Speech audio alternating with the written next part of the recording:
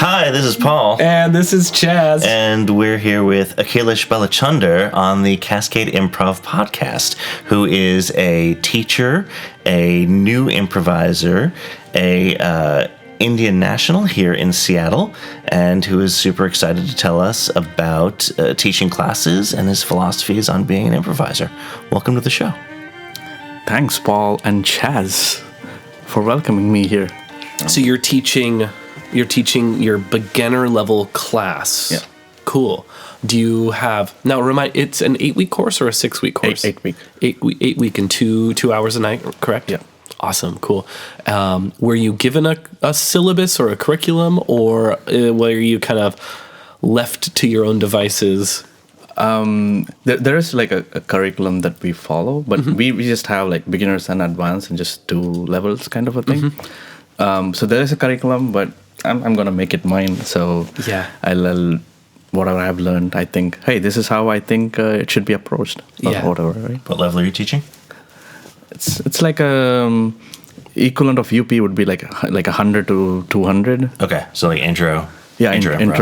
Yeah, cool. Yeah, because like Akhil had said, you basically have 2 levels. Yeah. How many people repeat that first level? Is that common, or is it? I feel like with UP, generally, once people get through that 100 level course, they're willing to repeat other ones, but they don't often repeat that first one unless they have like a friend who's like coming to take classes with, and then they're like, oh yeah, I'll jump back into a 100 level class. With Eastside, I don't think people repeat the beginners classes. Yeah. But they do repeat advanced ones. Yeah.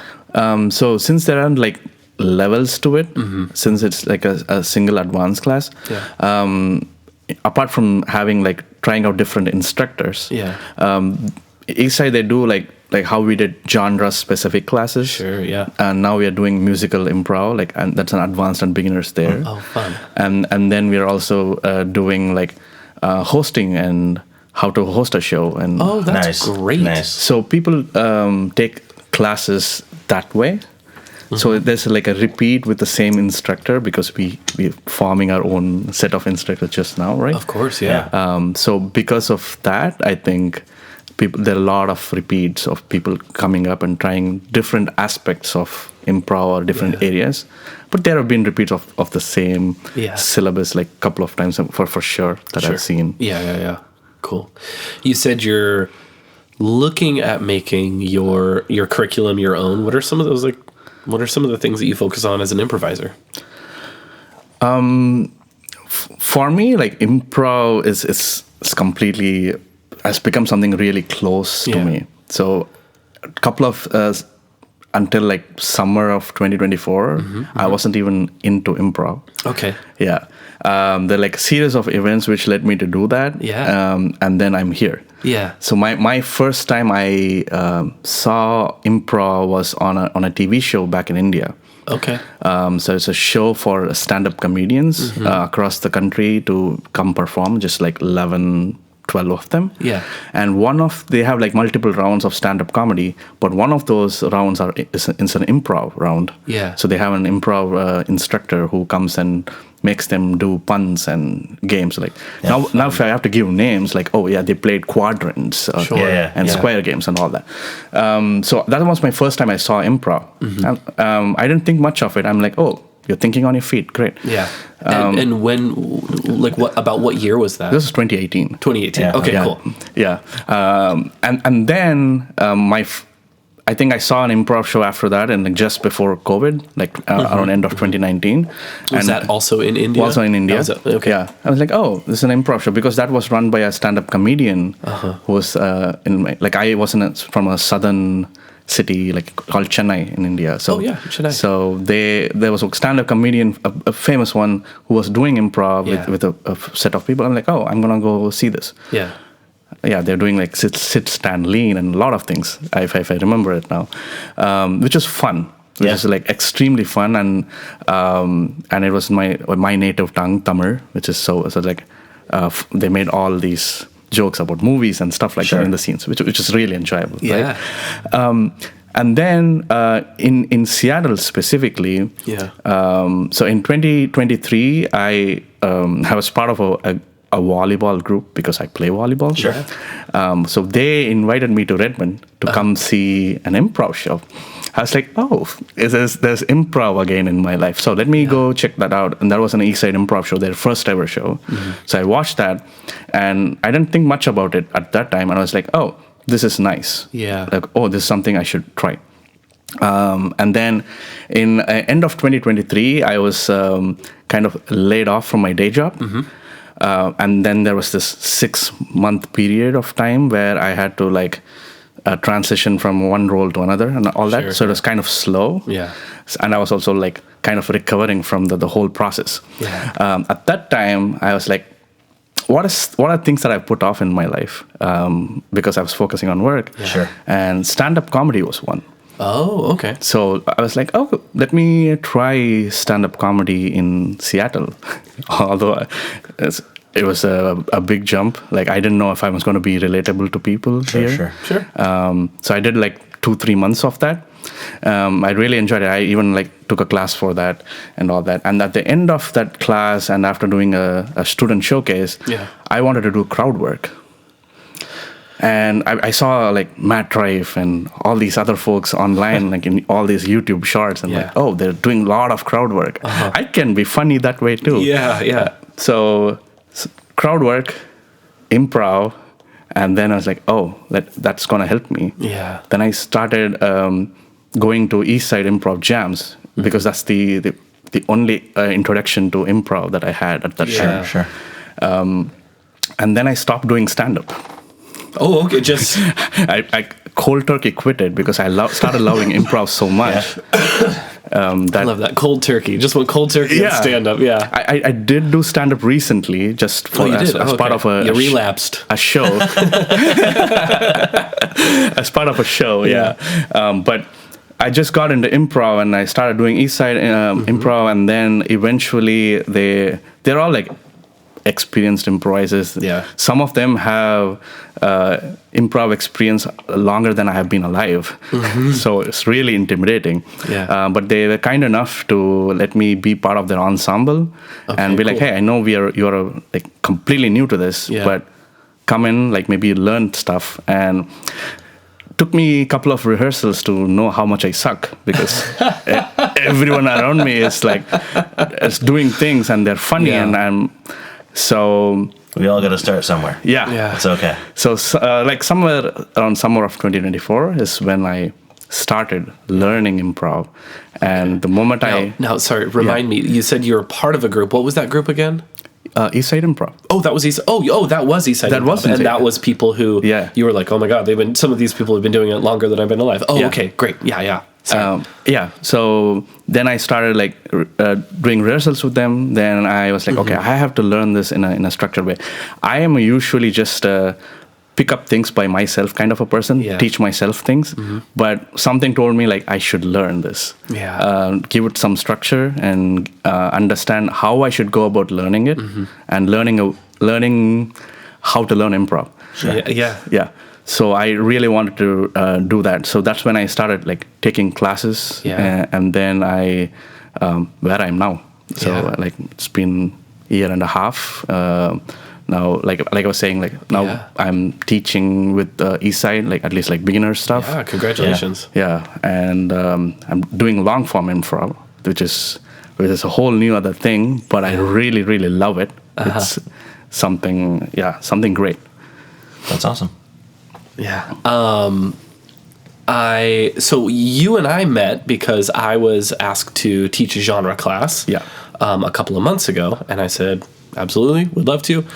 There was a day that I was going to miss, and so they said, well, we'll basically pair you with a TA, and the day that you miss, well, it was a day that I was going to miss, and then I was also going to miss showcase. So they were like, all right, so we'll pair you with the TA. The TA will sort of help you with some of the administrative stuff, and then he'll also take on roles and responsibility as teacher, and then also sort of guide them through showcase.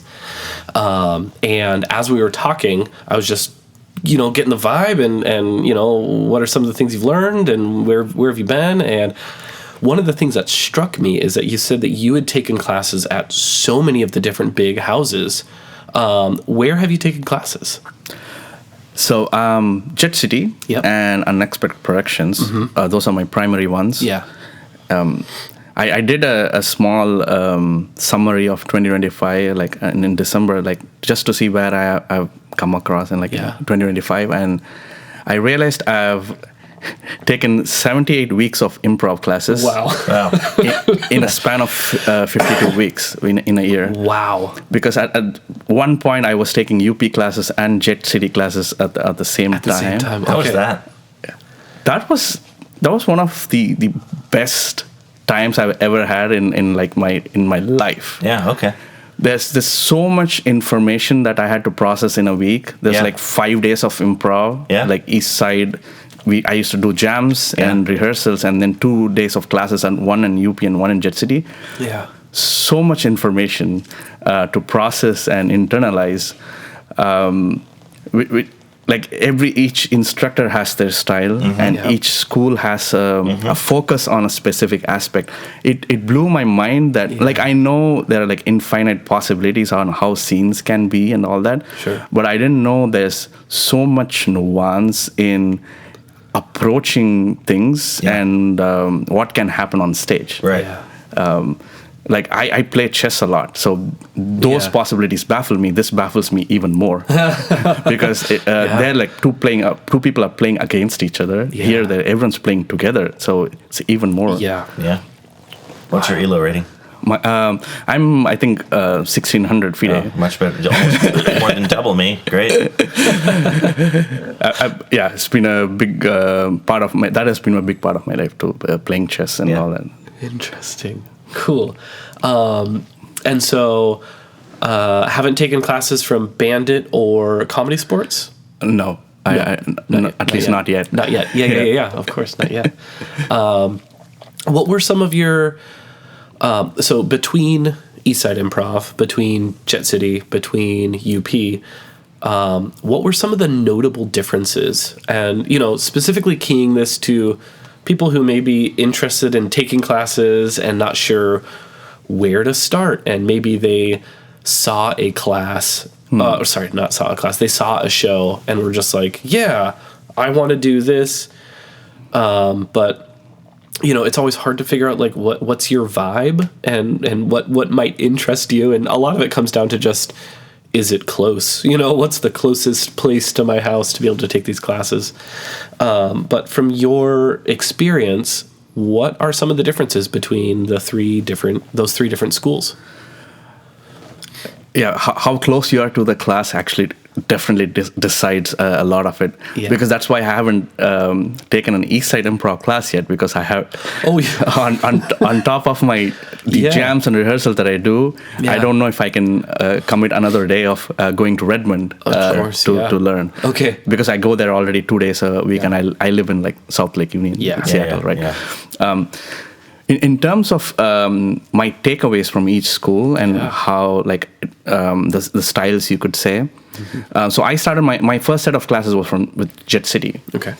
So all their beginner, I think they have 3 levels of beginner, 101 to 103, and then I also did a couple of like their 200 series, 202 and 203, and then those were like, one of them was like a long form focused, and then I took a full-fledged long-form focused class from them. Yeah. And they teach the Armando there? They teach the Armando in your, like, I want to say 203. Cool. So it's like, so that is one, and I think 202 is like a 30-minute long form. Okay. Of like with a specific genre in mind or something like that. And same with 302, which is like an hour and a half of your 2 days back-to-back showcase that you could do. Yeah, those are like really nice. My takeaways from them, I would say, the beginner classes, I was completely new to improv, so I didn't really have a clear opinion. But in hindsight, I know how I like to learn. So I'm a person for like all for feedback and all for like, just critique me, even if you're going to be mean to me, because I have no shame anymore. Sure, A necessary skill for an improviser. Yeah. No shame. Because like when I was doing my mini stint of stand-up, when I was going on stage and trying to crack jokes and that was like devastating, to say the least, because before we go into the schools, like there's one difference between stand-up open mics and improv open mics, where we do duos and stuff at UP, right? So in stand-up open mics, the audience is usually the other performers, and all of them are in their head about like they're gonna go perform next. So even if you crack the best joke ever, no one's gonna laugh. Yeah. Which is understandable. Sure, yeah.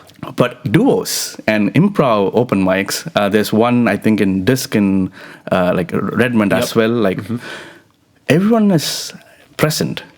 Everyone's observing what is happening. They laugh, and you get this feedback loop, right? Yeah. Which is great. And that is one of the things which was like immediately different for me, because I did when I started UP, I did duos a few weeks, and then like, oh, this is completely different. Because when I came in open mic, this is gonna be a bad experience, but it totally wasn't. So with Jet City, my key takeaways were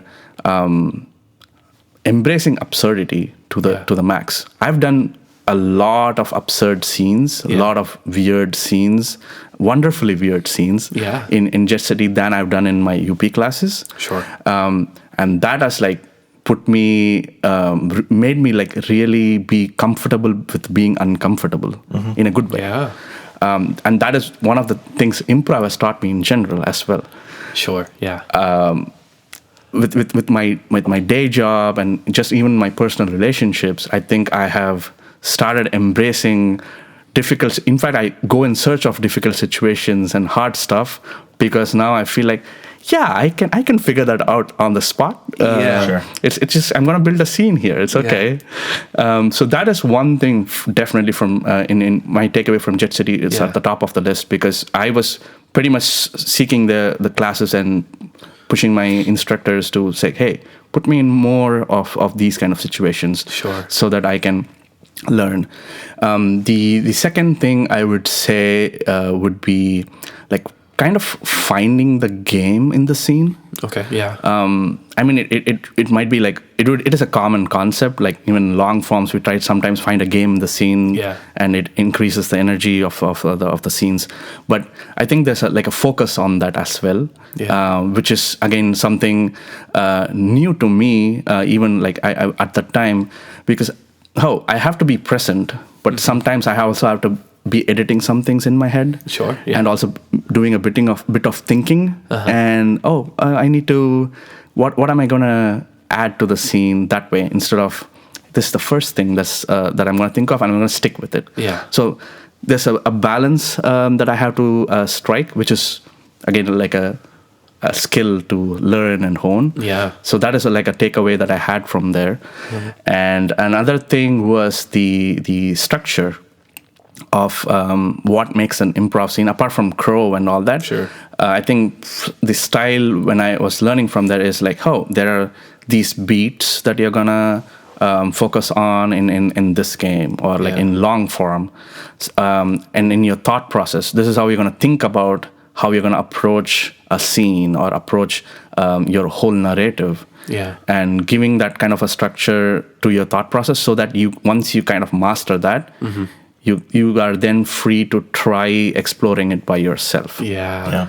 So I think this is like the last, probably like one of the key takeaways I would say that I had from Jet City, even the 200 series and long form classes. They are their own. You have your own learnings, right? Yeah. But overall, these are the ones from Jet City. Yeah. UP has pushed me in different ways. Again, contrasting. Sometimes like some things are contrasting, and some things again like I said, this is a way to do improv as well.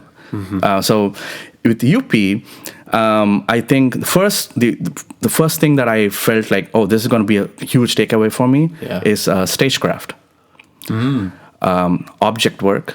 Yep. How you present yourself on stage, beyond just like being weird and being funny and all that. Yeah. And Those are my two go-tos. Yeah. Truly an improviser's tool belt. You know? Should I pull out the be weird or? Let's turn up a little be funny today. Yeah. and even like tiny things like thanking the audience after getting a suggestion. Yeah. We take it for granted. You see on shows and like, oh, thanks for it, and then you move on. But when I was taught in my classes in my 200 and 300, this was a thing that we repeated. Which was like, oh, this is very specific, and this is interesting to me, and like how you honor the audience and respect them, and be like, hey, thanks for coming, thanks for giving a suggestion. Please come back. Right. Yeah. So that is the focus on stagecraft and even object work. I've seen you, Chaz, you, Paul, and Chad, and all of you guys. Like Chad was my 200 and 300 teacher, Chad O'Bara. Oh, you had him for 2 and 3. Yeah. Oh, fun. Actually, I went to the 3 because I found out which 300 class he was teaching. Oh, fun. So I chased after it. You chased after Chad O'Bara. He and I took our 500 level class together. Wow, I did not know that. Yeah, and we got onto the company at the same year. Oh, wow. Yeah. And so Chad O'Bara and I, we go way back now. Yeah. And I think the first year that he and I improvised together, if he was ever on stage with me, my feet would rarely touch the ground. He would basically just pick me up and just throw me around the theater. Chad, really? Chad O'Bara, yeah. Aggressive guy. Yeah, he was a real loose cannon then, and he's at this point in time he's so much more like grounded and still has this like real like lovely gregariousness to his improv, but is a lot more like grounded and will sit and listen. But in the beginning, it was high octane improv with Chad O'Bara, and I wasn't much better. I just couldn't lift him. You know, I mean, I'm sure he'd either lift me or I'd go crawling across him. You know, Funny. It's really hard to believe that. Yeah. The Chad I know is just like this grounded and quirky guy who just teaches improv and he's saying throwing people around. Yeah. So he was my 200 and 300 teacher, and like he would like really emphasize on object work and all these things. So that is one. The other takeaway was, which I also resonate a bit from my style, is there's a lot of exploration. In generally like how. So most of my takeaway from UP was, hey, here's a concept, take it, and then figure out your style and adapt to it. Whatever you give, whatever the structure you give to it is what is yours. And that was like, I like that because I learned that way. So that was like, oh, this is a good kind of a thing that I should remember. Like putting my own style in any concept that is being given to me. And this is around the same time I read I don't remember the name, unfortunately, a book by Mick Napier. Oh, yeah. It's just improvise. Improvise, yeah. There was like a subtext there, but improvise. So he would say the same thing around like making a choice at the start of the scene and making it your own, and you don't have to worry about supporting your partner first, but take care of yourself first so that they can take care of you. And that was a really good book. I read it like front to back in like a couple of days, and whenever I feel bored and stuff, like on my phone, I just open up a random page and read, and it's still worth reading that. That's great. What a great book recommendation. I have sort of my own like separate, and I come from a very different sort of philosophy than Mick. And even though I did get the opportunity to take a workshop from Mick a couple years ago now, 3 years ago, I think was when he was in. Before my time. Was it? Okay. Before, He gave me the note saying, he said, be an asshole, and which I believe is sort of his general Seattle note that he gives. So he said, be an asshole, and then the other thing was, come out with a strong initiation, come out with a strong opening offer. And he was just like, what is all this discovery and searching? He was like, your scene started, jump after it. And yeah. So yeah, that was a good book. And I think the last takeaway would be approaches to scenes.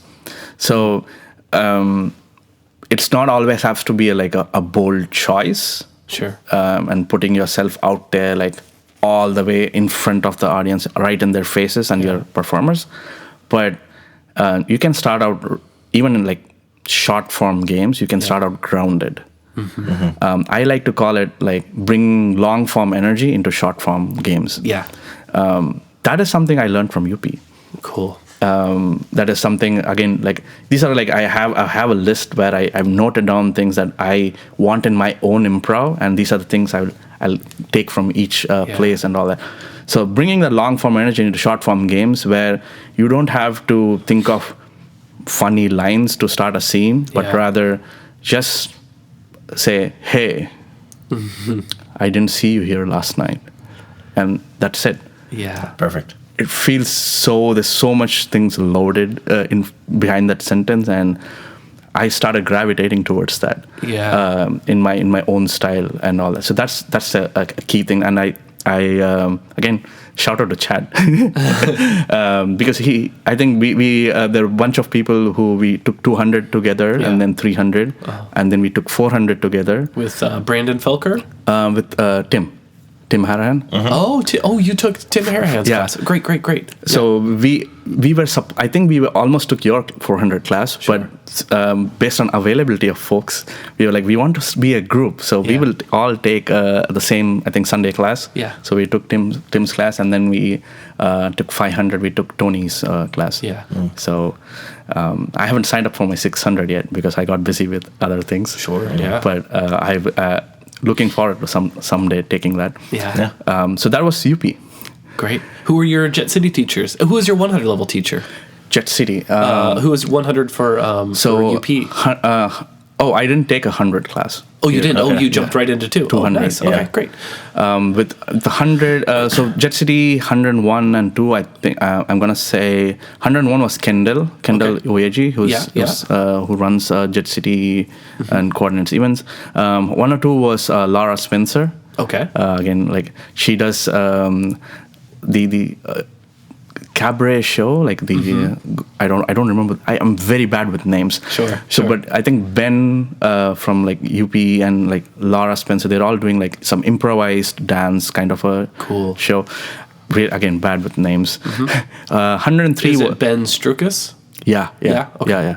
103 was I think Mike Christensen. Oh. Yeah, he's co-founder and there's a veteran there. Yeah. What a great improviser. That's someone who, when he speaks, he has such wisdom. Yeah, definitely.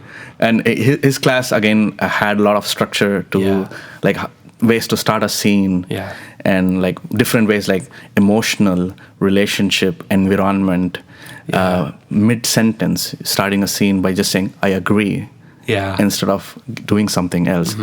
And then how do you react to a scene partner initiating a scene if they just have a physical offer? Yeah. You can either copy them or you can go put an obstacle in front of them and make them solve it. Yeah. Or you could just say something unexpected. Yeah. Like if someone's just milking a cow as a part of a suggestion, you could even say like, oh, that's a bull, Yeah.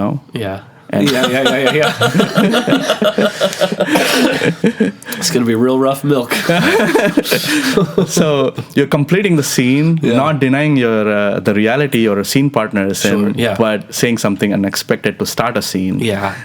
Having like an early tilt almost. Early tilt, yeah. So kind of like a structure. So Mike was my 103. Interesting, yeah. Well, because Mike comes from sort of that older Seattle style of improv, 90s and 2000s, where it was coming off the tail of actors, and I feel like Seattle had sort of more of a unified brand around that time, and I think in the sort of the 2010s, we started to see a lot more influence, especially as Bandit showed up. We got more influence from other theater communities, and it just sort of changed the flavor profile of Seattle. But Mike sort of hails from that older style. Nice. And I took 203, which was Phil. Oh, yeah. I think he frequents in comedy sports, and I think probably even band. He's everywhere. He's everywhere, literally everywhere. Literally everywhere. So if you lift up an acting block in an improv company, Phil will be there. Phil will be there. Yeah. So he was 203, like an Armando was the class, which was that class was like my first hands-on experience with that absurdity I was talking about. Yeah. Well, he comes with a real clown background as well. He's another wise improviser. Yeah. So he was teaching about like the balance of being in the head, listening to your scene partner, so juggling all these things, and at the same time, and Armando's like they kind of like pile on like a specific weirdness and then kind of enhance it and elevate it. Yeah. That was the most enjoyable, one of the most enjoyable, but also really uncomfortable class for me as an improviser, because I was trying to find my style at the same time, but also being comfortable with, it's literally raining cats and dogs. Yeah. Okay, how do I now react to that? Because I now need to visualize cats and dogs falling out of the sky. Yeah. And I'm trying to be like, start a scene grounded. Oh, okay, I need to get out of my mind. Yeah. Now I can handle it. But at that time, the first few weeks, it's like, okay, I need to change. I need to change how I think. Okay. And so that was a weird, wonderful class. 203. Then it was 202, which was the long form. My first introduction to long form, like a 30-minute showcase. Again, 2 30-minute long formers on the day of showcase. It was Rainy Morris. Oh, Rainy. Okay. Of Morris and Morris fame. Yeah. Morris and Morris. Yeah. That was a great show. I attended one of the earlier Morris and Morris shows. She's wonderful. Yeah, another great improviser and just such a wealth of experience. And when she was introducing us, she was like, "I've been doing improv for 19 years, and you look the same age as me." I was like, "Oh my God, okay." So, well, she started when she was 2. Yeah. Are you sure it's not earlier? Yeah.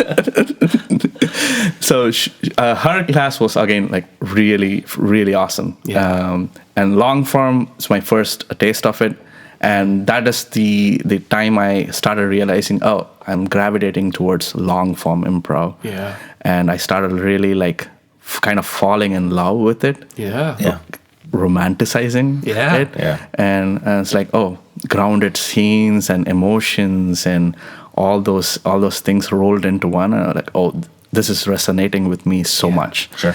And our showcase was fun. We did like a couple of genres, like a heist and coming of age. Yeah. So like 2 different showcases on the same day. That was a great class. Yeah. And then there was 302, which is Rebecca, and she directed like a Rest of Us and those shows with Jet City.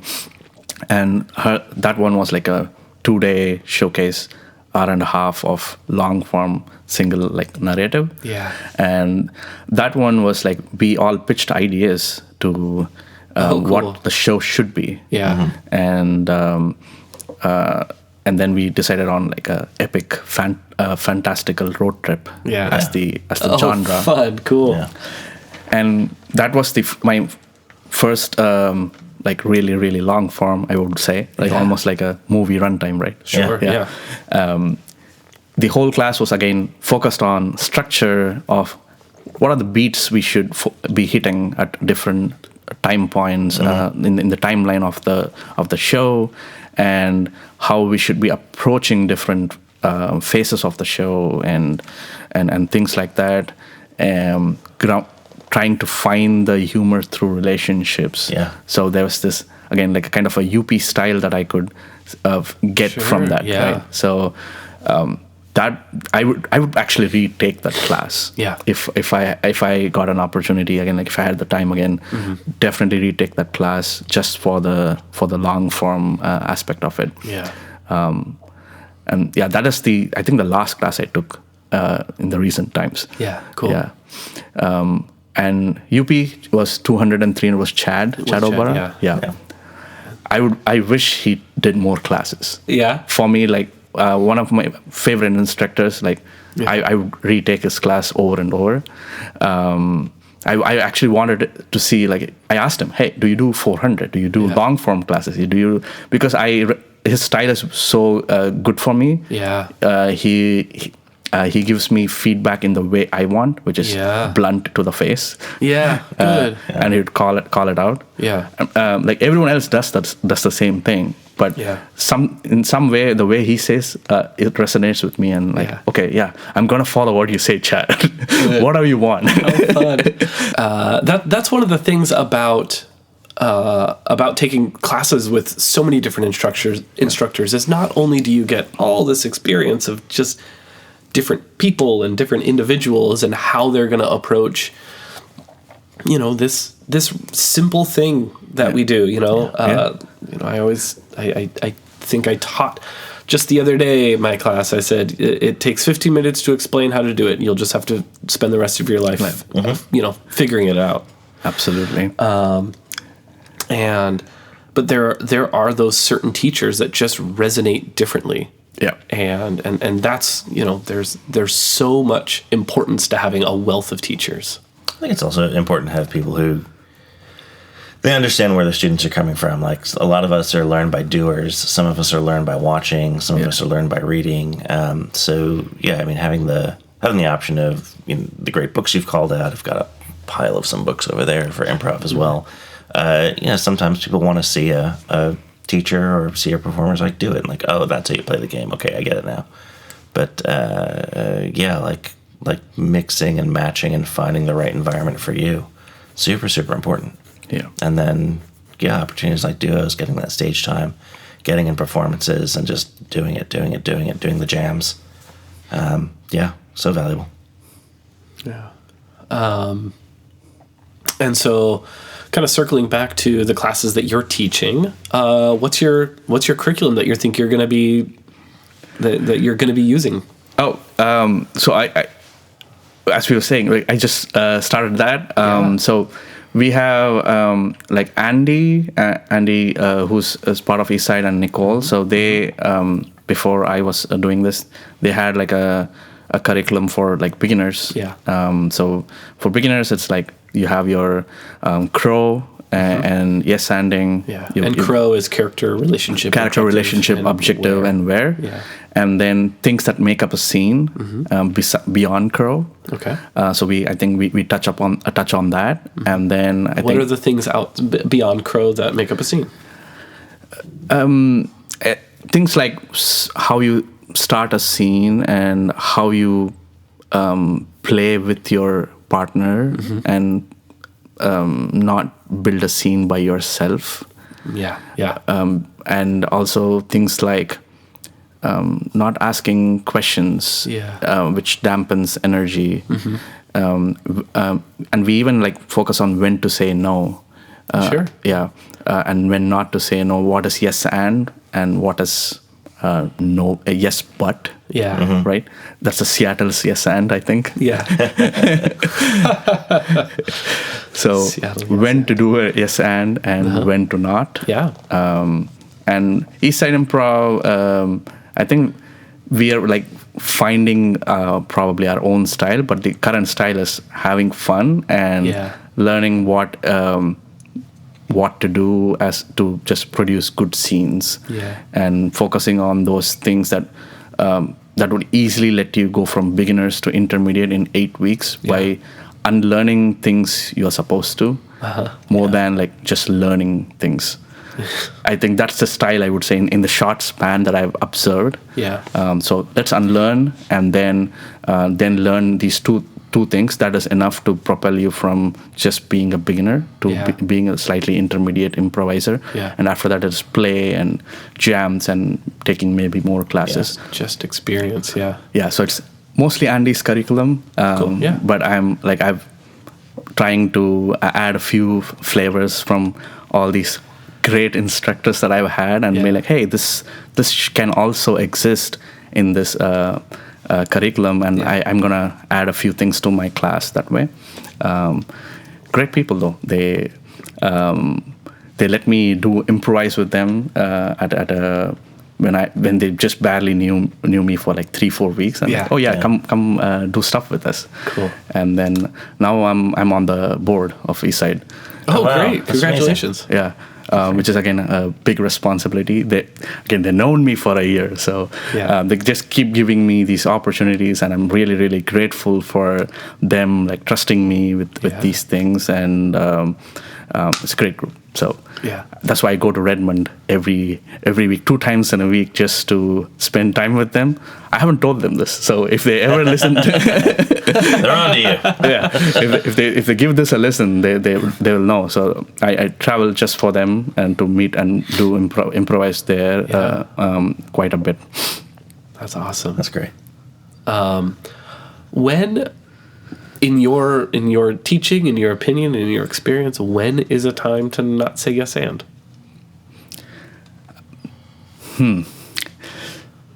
I think when your no has a lot of emotion behind it, be it your basic mad, sad, glad, and egad. Yeah. But whenever there's that weight with your no, so if I say, hey, this is a pen, if you just say no, that feels like you're denying the reality. Yeah.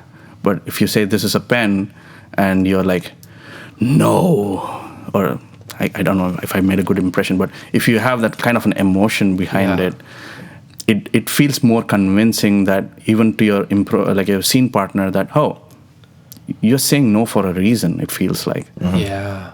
And then pick up on that emotion and say something in response. That is like one of the ways. And the one more other thing in UP that was a takeaway, which I just remembered, is and Mick Napier says that in his book as well, filtering your thoughts through your character. Sure. Yeah. And like imagining your character like a sieve and then pushing something through it, and water comes out of it is what you're going to say. So even the no that you say is kind of probably like that. I think that is a good indicator that you can say a no. Yeah. So if you are a character like a king character with a benevolent king with a high status, and your scene partner says, let's go to war. Yeah. You can say no. Sure. I've done it once on stage. Yeah. And everybody was like, oh, he's saying no. Yeah. But then we don't choose violence as the solution to everything in my kingdom. Yeah. And everyone went quiet. I'm like, oh, that makes sense. Yeah. So, and if you ask me in a short form game, I wouldn't have done that. Sure. Because I don't think I'm at a point where I'm in my character completely that I do that. I would probably be like, yeah, let's go, go to resolve it outside, whatever. So I would have been like, let's go to war. Yeah. But in that moment, my character did not feel like saying yes. Yeah. And I just like, okay, push all the words through the sieve, and then no is the response that came out of it. I'm like, no. And then what is the reason? Then I ask myself, what is the reason? And then I say the reason. I think those are the two times that I've done it myself. Yeah. There definitely, obviously, is more times that you two would have said no in different scenes. I've never said no. I don't know about that, Paul. I've had you in class. I jest. It's funny. I think you touched on something really powerful, which is not only just the when is it okay to quote unquote break the rules of improv, but how how does doing that actually make things better? Because you are tapping into something that's deeper, because you're revealing a reality that is that's more interesting, and you're actually in those few instances where you're saying no but giving information behind it, like you're giving your scene partner like such a gift, to like, oh, the world is not just like we're going to war. It's like, oh, there's a vast spectrum of political and sociological things at play here, and like, oh, now here's a bigger menu to choose from. Like, so nice. It's I love this idea of like the no, because utilizing no in that way, or to not just say yes, it's flipping the script on what a no is, where we commonly we use no as a shorthand for just blocking and denying the reality. But that's not what you're doing. It usually is that the character has some experience that's so much deeper than the truth of we're going to war, or this is a pen. It's like, no, that's a pen, but what I'm saying no about is that's the pen that my wife signed the divorce papers with. Yeah. Right? Like, all of a sudden it's like, whoa, and whatever. And it can just be that, no. Yeah. And then like, oh, let's explore that. It's that invitation to explore. And I want to highlight something really, really interesting, like this dichotomy of, I wouldn't have felt comfortable to know in a short form, but in a long form, I had enough time with this character. And what a beautiful idea of like honoring your character, giving them that time of like to get to know that character and to treat them as someone who has something to say, and just and knowing that, well, in a short form, I might not always have the luxury of time to get to know this character as much. Yeah, it's very John Stone in his idea of like mask trance work, of the longer you're in this character, the more you can sort of veil behind it, and certain opportunities, certain choices, certain offers will come from that sort of that veil that you're putting over yourself. Absolutely. Yes. What is you talked earlier about short form versus long form, and how once you found long form, you were like, oh, this scratches the itch. This is doing the thing. What is the difference for you in short form versus long form? Obviously, other than time. Delclo says that anything over 15 minutes is a herald. Cool. Thanks, Del. So we can always say like, well, a long form's longer, but we know experientially that that's not the case. Even in a mono scene, or a living room or something, like, it's still even though the lights don't go down in between moments, that's still a long form versus a short form. What are those differences for you? So, for this, I have to go back to my general philosophy about what I want to do in life. Yeah. So my day job, I develop UI and like user interfaces and websites and mobile applications which people use on a day-to-day basis. A very Seattle job. So I've been doing that since 2013, since college. Another tech guy. Yeah. Great. That's so obvious. So one of the reasons I picked this stream within tech, at least what resonated with me, was I want to invoke positive emotions in people who use it. So be it the colors or be it the subtle like nuances that are there in the user interface. I think there was one time where the iPhone's flashlight button being up when you turn it on and down when you turn it off, being spoken about like when Steve Jobs was running Apple and when it was coming out. So I want to achieve a similar thing with things that I develop there. The same applies to long form. Mm-hmm. So with short form games, almost always like 90% of the time, it's laughter, high energy laughter, and a couple of moments here and there where you're like, oh, they said something maybe mean or something like that. Yeah. I feel like I get the oohs and ahs and I'm kind of focusing on that part of reaction, and like getting the audience to the edge of some emotion, and which is again positive. I'm seeking that, and I feel like I get that from long form. Well, that's a nice goal. That I want to invoke that. So, and when you watch a movie, you kind of get that experience. Sure. Where like sometimes you just cry, bawling your eyes out at some scene which like really resonates with you. Could be like, I don't know, a father and son talking, and how son says, "I miss you, Dad," and that makes you think things. It can be even like animated movies. I cried a lot in Inside Out, Inside Out 2, because a lot of things were really resonating with me on simple emotions. Oh, the scene with where the anxiety orange character is just like in kind of like a paralysis of making decisions and not knowing what to do. It's relatable. And that is like, oh, that made me feel something that wasn't just laughing. That's why long form, that's what it means to me. And I really want, I chase that to build that on stage every time I do long form now, and kind of trying that. The other goal that I have though is bringing that, like I said, bringing that energy as much as I can into my short form. I haven't been entirely successful doing that because the scenes are so short.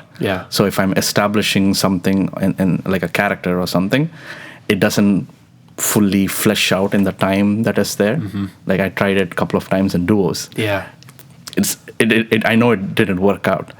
But I'm gonna work on that and try to make that kind of a format work. Where I can still make interesting scenes in 3 minutes, but with a complete long form perspective onto the scenes, and not be focused on making like bold, like really, really bold choices physically, and which is obviously like a style. But I want to try this style and see how can I make it work. It is interesting that in long form you have so much more time and so much more runway to build up the trust of your audience that you don't get in a short form. And one of the things that when I was, it was just before COVID, and I was learning under Randy Dixon, he challenged us to start looking at theater sports as a long form. And this idea, and he started to shift this narrative of what is long form versus what is short form, and kind of saying that any experience your audience has, you should treat like a long form from when they sit down to when they leave the theater. And you know, the long form of theater sports is two teams in a competition, and I think there are a few people who sort of buy into that, but by and large, people realize that we're really not like at each other's throats. It's not like a real competition. You know, the points don't matter, and thank God that they don't matter.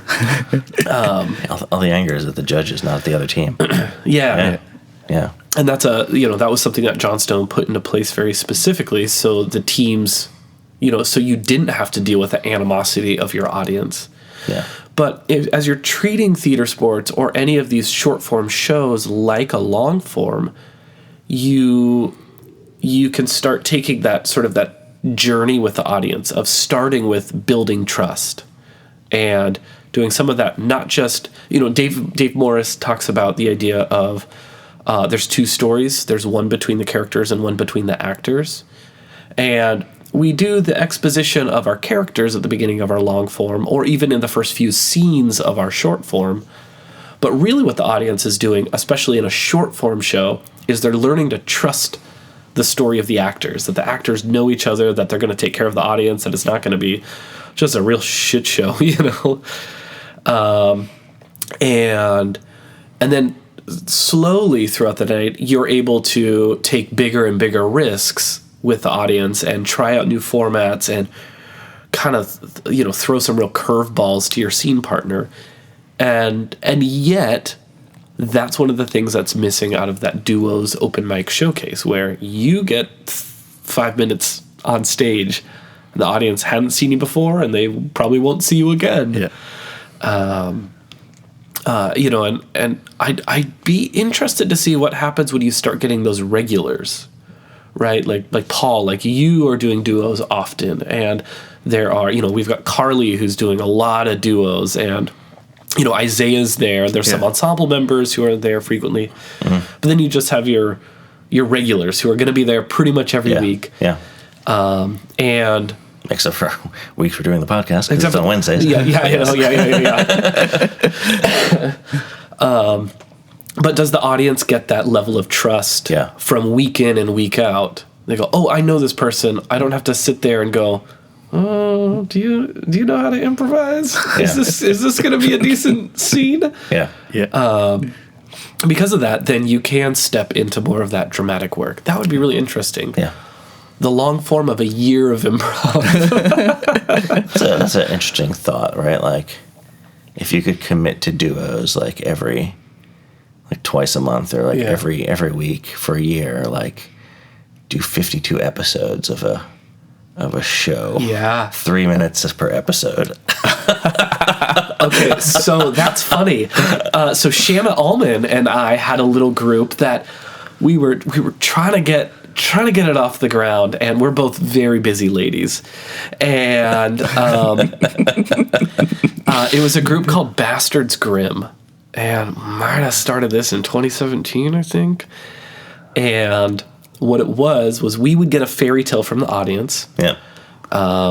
And we'd get a fairy tale, and the rules were we had to be the same characters. So there's no like character jump, and we had to stay in that location. And we did this like fun scene that then ended sort of before we like were ready for it to be done. Kind of like what you were talking about, Akil, of like, you're treating it too much like a long form, right? And we were like, oh shoot. We were talking. We were like, well, why don't we just bring it back? Why don't we do another duo and bring it on back? Right.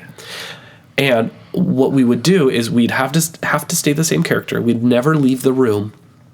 And we would start the next scene with the last line from the previous scene. Wow. So I had like a notes app that just had all these lines of dialogue of what was the last line of dialogue before lights went out.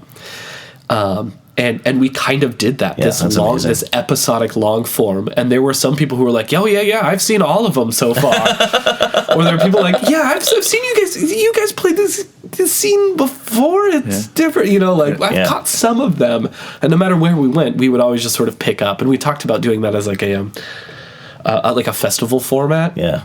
To where we get like, 2 or 3 different sets that we get to do, but every set just picks up and we tell one complete long form or one whole story with it episodically within this festival show. That's funny. Nice. Yeah. What a fun little project that we had. We got to perform with some improvisers, Sid Shawarma, and he's great. Yeah, lovely improviser. He's had a group called Let's Chat. And we were performing during Diwali. Oh, and so nice. It's an India group. So it's Let's Chat, CHAAT. AAT, yeah. The street food, yeah. The street food, yeah. And so they invited us to open for them, and so we got to play. And that was such a fun show that we got to do. That was back with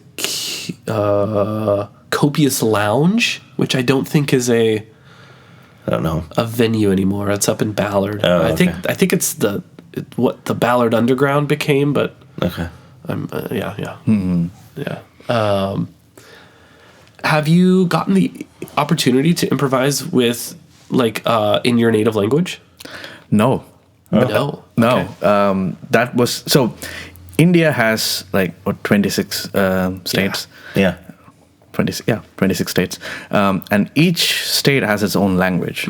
Yeah, and each they have the state has multiple dialects of the same language. Oh wow! So being from the southern state of Tamil Nadu, Chennai, so I speak Tamil, which is the native language of that state. Yeah. And like more than half of India speaks Hindi and other local languages. Yeah. So I don't fluently speak in Hindi. Okay. So I think like there are a lot of improvisers in UP and other places who are Hindi speakers. Yeah. So I think there was even a Hindi plus English kind of an improv show. I remember seeing a bunch of UP folks doing a show. Yeah. I remember what you're talking about. Yeah. Again, I'm bad with names. Now I need to make a note for myself. Like I don't remember the specific details. I'm not sure Sid is a native Hindi speaker. He might also be is it Tamil? Tamil, yeah. Yeah, he might be a Tamil speaker as well. Yeah, you should. Okay. If you haven't talked to him, you should. I've never spoken. I know he exists and he's there. Yeah. And he's on the UP's wall, but I've never spoken to him. Going by his last name, he might not be. But, Okay. But I've been reaching out to anybody who's from India and like, hey, getting to know them to. So I've never gotten to do that. Yeah. So. In fact, like one of the things that I want to see happen in improv scene here is more like native language, whatever language you speak. Shows. I know mucho improv is there, Sure, right? correct, Spanglish, and then there's like Hindi plus English. So I want to see more languages being used and specific shows for that. Like even if it is not a frequent thing. Yeah.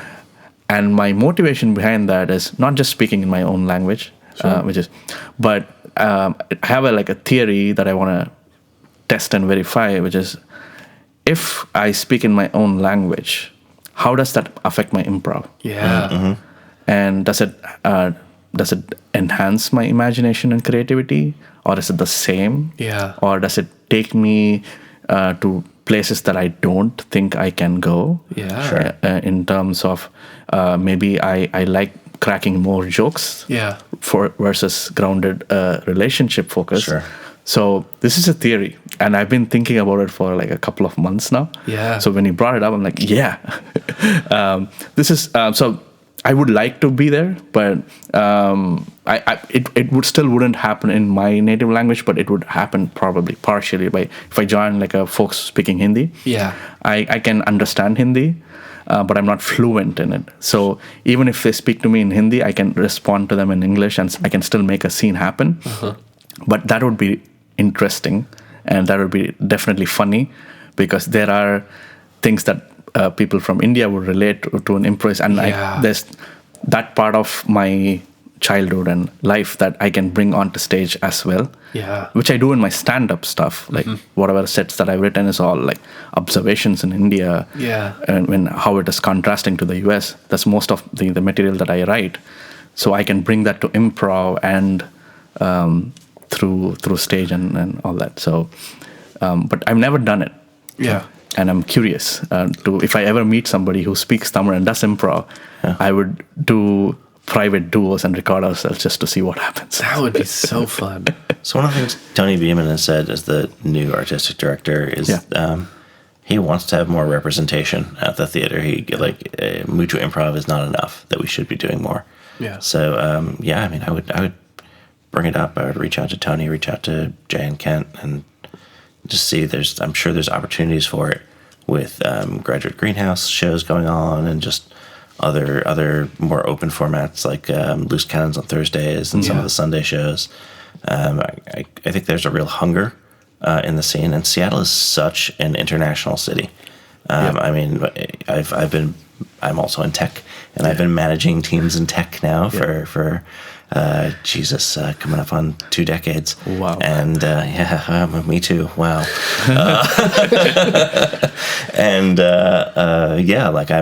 I don't think I've ever had a team of entirely, Native Americans. It's always people from different countries. Opposed to indigenous Americans. Yes. Which is also different than Indian Americans. I'm just going to dig my hole here of like racial insensitivity. It was a different time. I was born in a different time, Chaz. New York is in the 70s. We think about things differently. But yeah, it's always been these diverse teams, and it's always been I think there's value and there's a need for more representation. So Absolutely. Yeah. Yeah. And I feel like I keep seeing groups form of just Indian improvisers in the area. Yeah. And so hopefully you're the one to lead the charge and have one that please that sticks for a little while. Yeah, I that's on my list of things to do. Yeah. I will definitely be reaching out to folks more and seeing if I can, put together groups and shows and stuff like that. Yeah. There are like a couple of, I think, stand-up groups in Seattle, which is like Indian focused, and people who come to the shows are like more Indians and all that. Yeah. So, but I would definitely want something for improv, and maybe even like a collab between these groups. Yeah. Because that was one of our Eastside recent shows where I said I did stand up. Was we like two improvisers who also do stand up from time to time. We do a set which no one has heard before. Yeah. Like a 15-minute set, and then we do a 30-minute montage. Fun. Inspired from that set. Yeah. And not a narrative, but just scenes from things that you said, pick that up and do scenes on top of that. Yeah. That was our entire show, like an hour and a half, 15 minutes. Yeah. Stand up, 30 minutes improv, 15 minutes stand up, 30 minutes improv. So there's like a lot of options to explore there as well, and trying out different formats. Yeah. Yeah, that's something that I've had sort of on the back burner, is doing more multidisciplinary stuff with improv, and how do we get shows that showcase other artists and other art forms such as stand-up or dance, or we have a lot of music, but it's musical improv. But Ron Hippie and Guy Nelson had a jam. It was like an improvised rock show that they did a while ago, and the whole thing was just meant to be a concert. It wasn't meant to be like scenes necessarily, but everything was improvised there. So that's sort of a different take on musical improv in a way. There's that group from Hawaii that came in that does their Oil in the Alley. Yeah, that's I think. them. Yep. So. But you're right. I mean, more diversity, dance. We've got Cinema Unexpected, which is like a improvised movie shot on camera and edited right there. I'd love to have a speed artist, like a speed painter or something, who is painting with the with the show and inspiring that. Like if we had a projector and they were doing digital media and creating that, and we were inspired by the show and doing something kind of Armando-esque. So instead of having a monologist, you have some sort of artist who's creating. And then different stages of whatever is creating is your inspiration, and then you change. Yeah. That's interesting. Yeah. Or now we're just spitballing ideas. But if you had a projector on the stage itself, and if you did projector mapping from a couple different angles, then you could have someone drawing, and they would just make the set or make what's happening. So they would be building offers on stage with the improvisers. So you'd have to look to see what's around you. That's really cool. Yeah. That is cool. Yeah. What a trip. Yeah. What a trip. Yeah.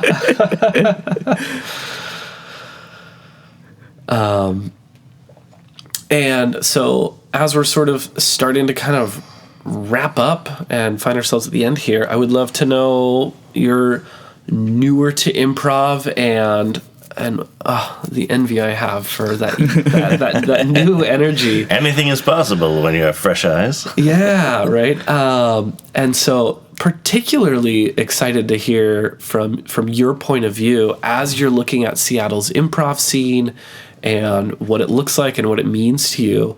What are the big changes, or where do you want to see Seattle's improv scene, or the Pacific Northwest, the greater Seattle area? Where do you want to see it grow into? What are some of those things?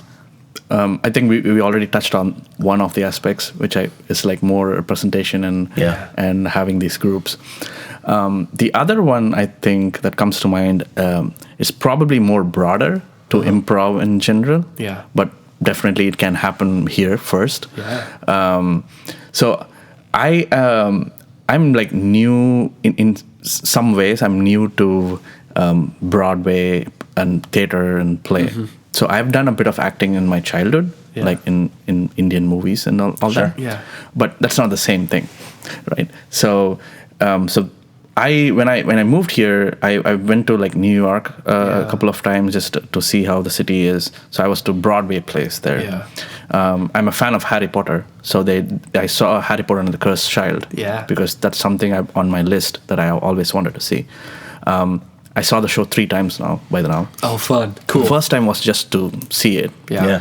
But something stuck about the show for me, so I went back. The next time I went to New York, I went there just to see the stagecraft. That was the same time I was starting my UP classes too. Okay, yeah. Right? And Jet City classes. Oh, something about the stagecraft. And then I realized these are things that I did not expect out of a play on a stage. Yeah. And that's that I went there again like a third time just to again. What were those things that you said you didn't expect?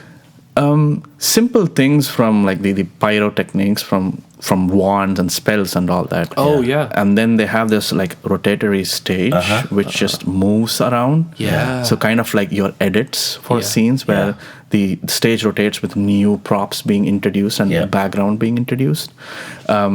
And then they have like these staircases and stuff like that. They move into the scene, kind of like a musical dancing way. And then they have this whole theater painted in like invisible ink kind of a thing with UV lights for should show. So it's like taking the experience as if you're in the movie. Yeah. So that was my first time I came across that. More recently, And so when you're saying stagecraft this time, it's not the craft that the actor does, but instead like the backstage craft, the production, quality. Okay, yeah, great. And the next thing that I saw, I haven't seen Stranger Things like a lot. Like I've seen this first season, but there's a Stranger Things Broadway play that is also there. So So I went on like again like my last trip to New York that I had taken. I knew this show was happening, so I went in. That blew me away. I thought Cursed Child was like a standard for me in my head, like, oh, things that can happen on a stage, to this level. Stranger Things took it to a completely different level of how immersive a stage play can be with production and not just the characters. So in the same week, I saw Hamilton. I saw the one with the Mormon... Book of Mormon. Book of Mormon. Yeah. So all of them had like different, make you involved through the characters and the story and everything. Stranger Things, the story is there, but the production, like they have things breaking apart on stage. Spoiler alert. But they have things disintegrating on stage and characters floating and monsters and visually there's a lot of things happening on stage. Like the production one is exquisite. I saw it 2 times on the same trip because I was just like, I need to go take notes the next time, mental notes, just to see what is happening.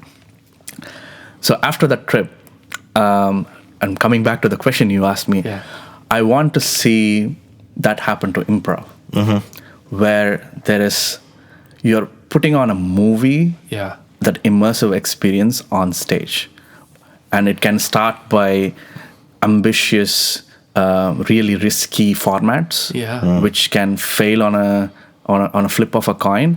But when it works really, really, really well. And it can be just through formats. It can be production with music and other theater stuff. Maybe even like simply starting off with you have a projector. Whatever the location the improvisers established, just put it behind them. Like very simple things, but that would give the experience, because all the improvisers, they put out so much emotion and relationship and all that brings you to like 90% of the way to commit to it. But the remaining 10% is what I think we can bring. That would elevate it and make improv as a whole be even better. I feel. And like the idea is like what we were spitballing, like an improvised soap opera, like a TV show that runs 52 weeks in a year. Yeah. That's a really unique way of unique format. Yeah. Right. And then the artist improvising and all that with improvisers and speed artists and all those things. Those are the kind of formats I'm chasing, like personally, and I want to see it happen. How like my own format that I'm trying out right now is like a multiverse concept. Oh, cool. Oh, unpack that. I mean, if you want to, I don't know sure. if it, if it's trade secrets. Not a secret. I'm piloting the show in a couple of weeks, so I might as well bring it up. Yeah. Is this what if? I think you saw this on the Jet Cities test flight. Yeah. Okay. Oh, cool. Yeah, I saw this on the student chat. Yeah. Yeah. So it is the What If Multiverse Improv.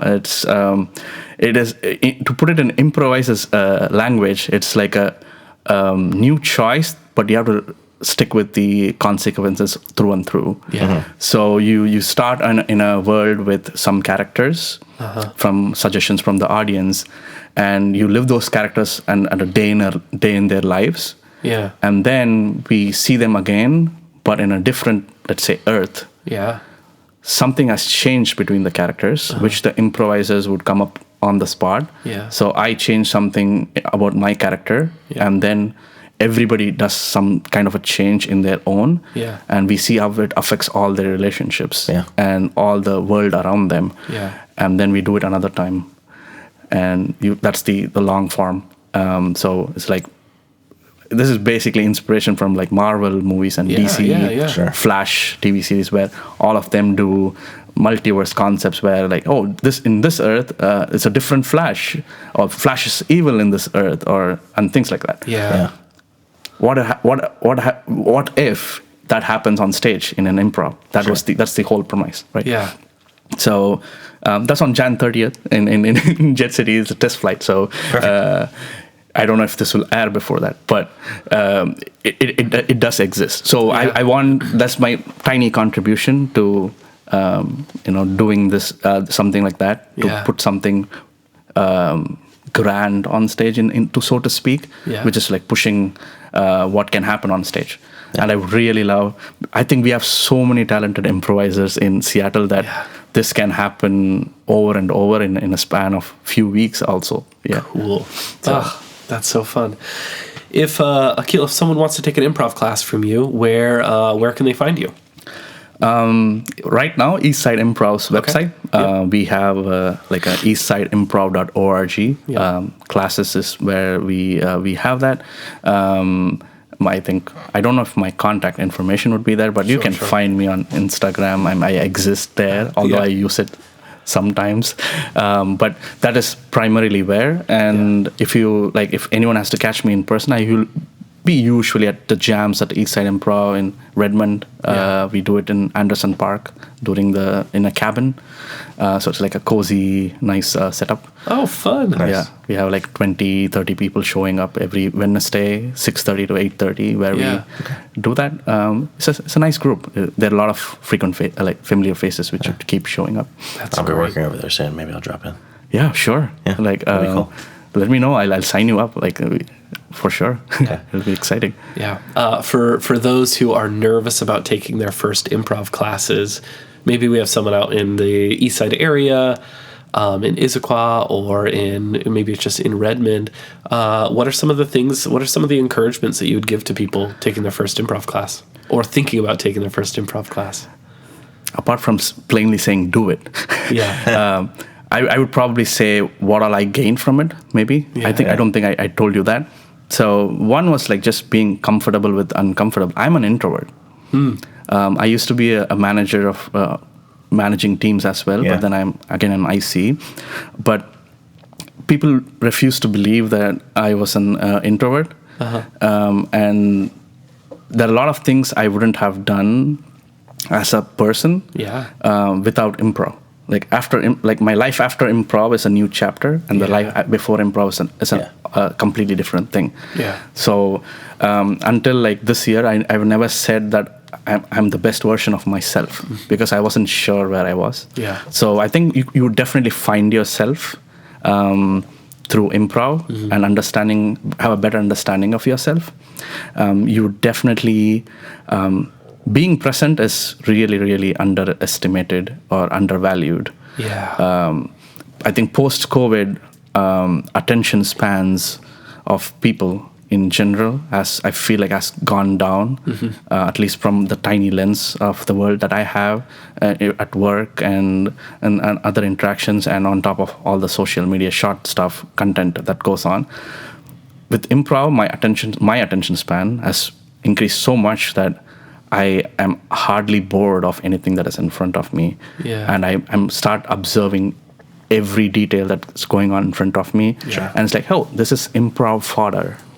Like, I'm gonna take things like even TV shows. If it is a mundane show, I can play that character in a scene, and like, okay, let's put it in my head. I'm gonna go do that. So being present, I think that really helps with even your like personal relationships. And the last thing, I think, probably just listening. Listening and reacting are two different things. We react a lot. In general, as I think it's in our human DNA to react and have opinions immediately. Improv teaches you to listen and respond and not react. And that response is, again, now thought, like, you put more thought into it, and then with practice you can do it faster. But and I think even my students who showed up, all of them were like, hey, I'm not able to listen. I'm either like zoning out, or I am saying something. Then in hindsight, I'm like, why did I say that? So it goes beyond thinking on the feet. They're not trying to crack jokes, but they are more like, I want to be the best version of myself out there and with my work colleagues or partners or whatever. I think improv will help them do that. That's why everyone should do it. Like, even if it is just one class, I think like 8 weeks or whatever series it is going to have some impact, which may not be obvious immediately, but over their course of few weeks and months after doing that, if done even like remotely right, they're going to feel a lot of things happening within them, which they're going to be proud of and happy about. That's great. Awesome. Akhil, thank you so much for being on the podcast. Thanks for inviting me, you guys. Absolutely. It's been great being here, for sure. Like, I've never discussed this much improv with folks beyond just scenes, and so this is really, really nice to have. Well, if you ever want to come do a duo, you let me know. I'll happily sign up and do a duo with you, and then we can have a beer and we can talk the night away about improv. It's one of my favorite things. Absolutely. I'm going to take you up on that. Let's do it next month. All right. Sweet. Sounds good. And thank you so much, listeners, for tuning on in. If you are an improviser around the Pacific Northwest, maybe you're a student at the Blue Door, or maybe you're up in Alaska, you're with Paper Street Theater, maybe you're up in Vancouver, or down in Portland, and you want to be on the podcast, reach on out to Cascade Improv Podcast at gmail.com. we don't have our own domain yet. Not yet. You can reach out to our email address, cascadeimprov.podcast at gmail.com. And if you want to bring Paul and I out to do a show or to teach a workshop, you can reach out to us there. But thanks so much for coming out to the podcast. You'll never have to look back now. Ooh, yeah. The Cascade Improv Podcast is produced by Paul Furio and Chaz Kaskis. Musical backing is provided by Anomi Bell, whose music can be found online at anomibell.bandcamp.com.